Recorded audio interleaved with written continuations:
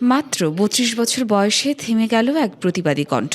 ইনকিলাব মঞ্চের মুখপাত্র জুলাই যোদ্ধা শরীফ ওসমান বিন হাদি গুলিবিদ্ধ হয়ে শেষ নিঃশ্বাস ত্যাগ করেছেন প্রবাসের মাটিতে সিঙ্গাপুরে। ঝালকাঠির নলছিটি উপজেলার খাসমহল এলাকার সন্তান ওসমান হাদি। পিতা প্রয়াত মৌলানা আব্দুল হাদি একজন শিক্ষক ও ইমাম, মাতা তাসলিমা হাদি একজন গৃহিণী। ১৯৯৩ সালের ৩০ জুন জন্ম নেওয়া হাদি ছিলেন ৬ ভাই বোনের মধ্যে সর্বকনিষ্ঠ।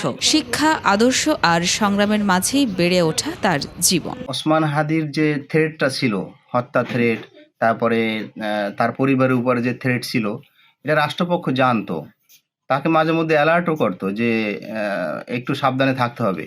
আসলে আমাদের প্রশ্ন হলো এই, রাষ্ট্র যেই ব্যাপারটা জানতো, কিন্তু তাকে কি সিকিউরিটি দিছিল রাষ্ট্র কি বলতে পারবে তার জন্য কোনো সিকিউরিটির ব্যবস্থা করছে? কোনো ব্যবস্থাই করে নাই। এখন আমাদের বাসায় পুলিশ প্রোটেকশনে আমরা আছি। আমরা কি কোনো মোস্ট ইম্পর্টেন্ট পারসন? আমাদের তো ভাই পুলিশ দরকার নাই। আমাদের ওসমান হাদির সেই প্রোটেকশন দরকার ছিল, কিন্তু রাষ্ট্র সেটা করতে পারে নাই। রাষ্ট্র এখানে চরমভাবে ব্যর্থ হয়েছে। এখন আমার এই খালি বাড়িতে পুলিশ বসে আছে, পাহারা দিতেছে। এই পুলিশ যদি ওসমান হাদিকে দেওয়া হইতো, আজকে তো এই ওসমান হাদির এই করুণ দশা হইতো না। জাতি তো এই একটা চরম একটা হতভাগা অবস্থায় এখন জাতি পড়তো না। কত ৭ থেকে ৮ দিন আগে আমার সাথে তার সাথে মোবাইলে কন্ট্যাক্ট হয়। বললো যে ভাই আসেন একসময় একটু চা খাই, একটু নির্বাচনী বিষয় নিয়ে আলোচনা করি, এলাকার বিষয় নিয়ে আলোচনা করি। তার সাথে আমার সাথে এরকমের হৃদ্যতাপূর্ণ সম্পর্ক। অত্যন্ত ভালো মানুষ, ছোটবেলা থেকে খুব জেদি এবং ন্যায় এবং নীতির উপর সে প্রতিষ্ঠিত ছিল। নলছিটি ইসলামিয়া ফাজিল মাদ্রাসায় প্রাথমিক শিক্ষা, ঝালকাঠি এনএস কামিল মাদ্রাসা থেকে দাখিল ও আলিম। এরপর ঢাকা বিশ্ববিদ্যালয়ে রাষ্ট্রবিজ্ঞানে অনার্স ও মাস্টার্স। আসলে আমার গায়ে যে টি শার্টটি আছে এটা উনি আমাকে দিয়েছিলেন, সেটা আমি পরেই আজকে এসেছি এখানে। আসলে উনি সবসময় কালচারাল একজন মানুষ ছিলেন ছোটবেলা থেকে।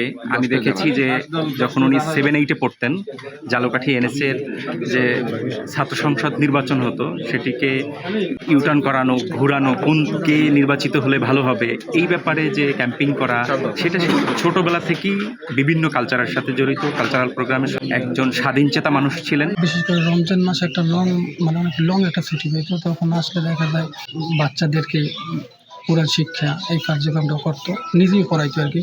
এবং যারা একটু ইংলিশে দুর্বল ছিল, তো ইংলিশের টিচার ছিল, তো যারা একটু ইংলিশ ভালো পারতো না, তাদেরকেও দেখা যারা স্টুডেন্ট ছিল তাদেরকেও ফিরিয়ে কোচিং করাইতো আর কি, ফ্রি, কোনো টাকা নিত না। আসলে হাদির বিষয়ে কথা বলার মতন ভাষা আমাদের কেউ নাই। হাদি শুধু আমাদের নলছিটির গৌরব না, হাদি ছেড়ে বাংলাদেশের গৌরব। ২৪-এর অভ্যুত্থান থেকে শুরু করে যে ভূমিকা রেখেছেন এই বাংলাদেশে, তারপর থেকে যত আন্দোলন সংগ্রামে যে ন্যায় নীতির কথা বলেছেন, তার মানে অতুলনীয়। শিক্ষাজীবন শেষ করে তিনি শিক্ষকতা করতেন ইউনিভার্সিটি অফ স্কলার্সে। একই সাথে চালিয়ে যাচ্ছিলেন রাজনৈতিক ও সামাজিক আন্দোলন। ২০২১ সালের মার্চে বিবাহ বন্ধনে আবদ্ধ হন রাবেয়া আক্তারের সাথে। মাত্র ৭ মাস বয়সী একটি ছেলে সন্তান হাদিউল ফিরনাস পিতার কাঁধে ওঠার আগেই হারালো বাবাকেই। ছাত্রজীবন থেকে অনেক ভালো মেধাবী স্টুডেন্ট ছিল এবং অনেক ভালো, তার কথাবার্তা চালচল অনেক ভালো ছিল আমি যতদূর জানি। তার বাবা আমার শিক্ষক ছিল, ওস্তাদ, তিনি অনেক জিহাদি ছিল।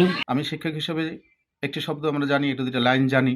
লাইন দুটো এভাবে যে, যুগ জমানা পাল্টে দিতে চাইনে অনেকজন, এক মানুষই আনতে পারে জাতির জাগরণ। এই লাইন দুটো ব্যাখ্যা করলে যা বোঝায়, ওসমান হাদি আসলে তাই ছিল।